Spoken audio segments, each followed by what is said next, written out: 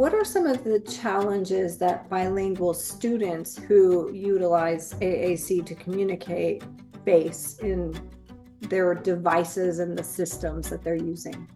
For languages other than Spanish, a lot of the technology is just not available in that language. And so those SLPs really have to have knowledge about what's out there and what their options are. Other things that I see a lot with bilingual families are just very, very, and you can't say like all bilingual families have like this one attitude, right? It's just very different thoughts, preconceived notions, and expectations around how their child is going to communicate.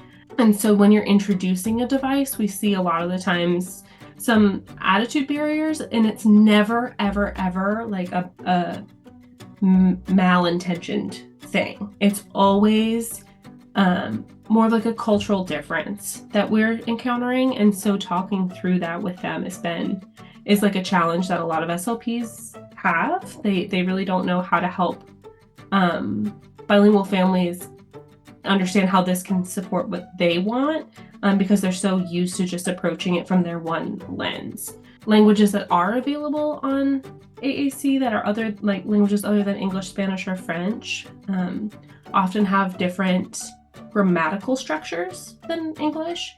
And so just taking the system and directly translating it really is not going to work for that student. The grammar is not going to be set up because in English, most AAC systems go subject, verb, object from left to right across the page, where you'll have like your pronouns and then some verbs and then maybe some folders with some nouns. And you kind of build sentences that way in a sequential order like we read. But in a language like Arabic, it's not set up that way. And so just taking that and directly translating it is not going to work for that child. So that child needs to have a system that can support them learning the grammatical functions of both